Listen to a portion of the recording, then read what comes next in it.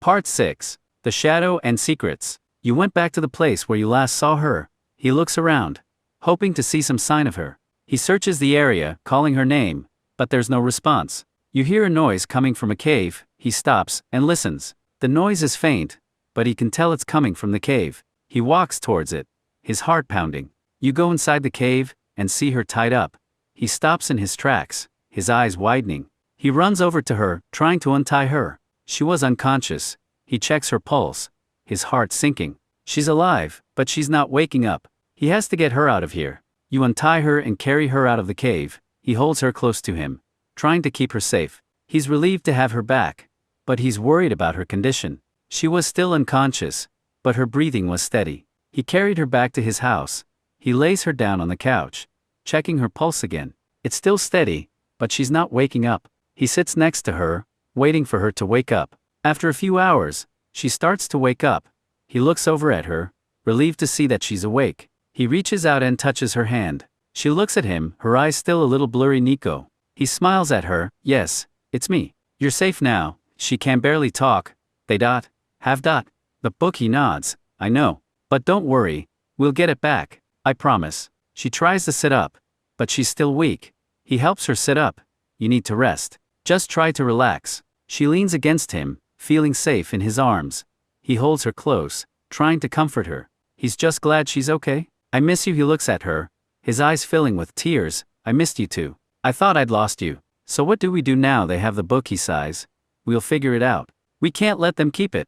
We need to find a way to get it back. So he was thinking where they was, but he saw her thinking about something. He looks at her, noticing that she's deep in thought. What are you thinking about? I put something in the book bag so we can find them easy. He looks at her, surprised. You did? What did you put in it? It a tracker. She hand you the remote.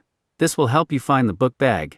He takes the remote, his eyes widening. You did this for me. Yes, I knew you would need it. I wanted to help you get the book back. He hugs her tightly. I don't know how to thank you. You've done so much for me. You don't have to thank me. I'm just glad I could help. He looks at her, his eyes filled with gratitude. You're the best thing that's ever happened to me. I don't know what I would do without you. Well, I guess it's time to find the book. Let's go. He nods. Let's do this. He takes her hand and leads her out of the house. They follow the tracker, and after a while, they come to a dark alleyway. He looks around, trying to see if there's anyone there. He's feeling a little uneasy, but he's determined to find the book. Do you hear that noise? He listens carefully. He can hear footsteps coming from the alleyway. He pulls her close to him, trying to keep her safe. Please don't tell me they already used the book. He looks at her, his eyes filled with worry. I don't know, but we have to find out. Let's keep going? Nico, I hear the growling. He freezes, listening carefully. He can hear it too. It's coming from the alleyway. He pulls her closer to him, trying to protect her.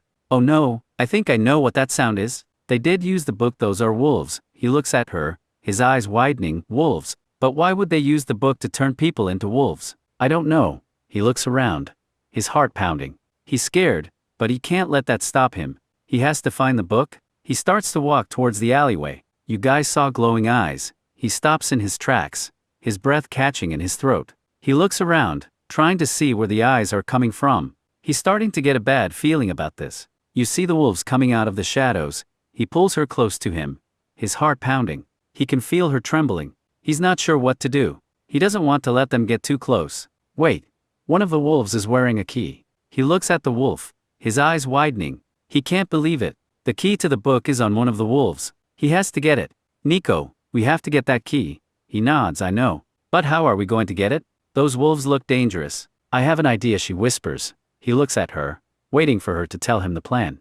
Wait, they are not attacking. He looks at the wolves, noticing that they don't seem to be moving towards them. He looks at her confused. I think they're trying to tell us something. He looks at the wolves, trying to understand what they're trying to say. He's not sure what they could be trying to tell them. One of the wolves walk to you guys, and it tries to give you the key.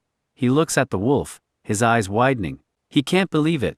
The wolf is giving him the key. He slowly reaches out to take it. He takes the key, and the wolf walks away. The other wolves follow, and they all disappear into the shadows. He looks at the key, his hands shaking. He can't believe he actually has the key. He looks at her, his eyes filled with relief. Now that we have the key, we can go find the book. He nods. You're right. Let's go. He takes her hand, and they start to walk towards the alleyway. They found a door. He looks at the door, his heart pounding. He's not sure what's behind it, but he's determined to find out. She takes a deep breath and opens the door. He follows her, his heart pounding in his chest. He's not sure what they'll find on the other side, but he's ready for anything.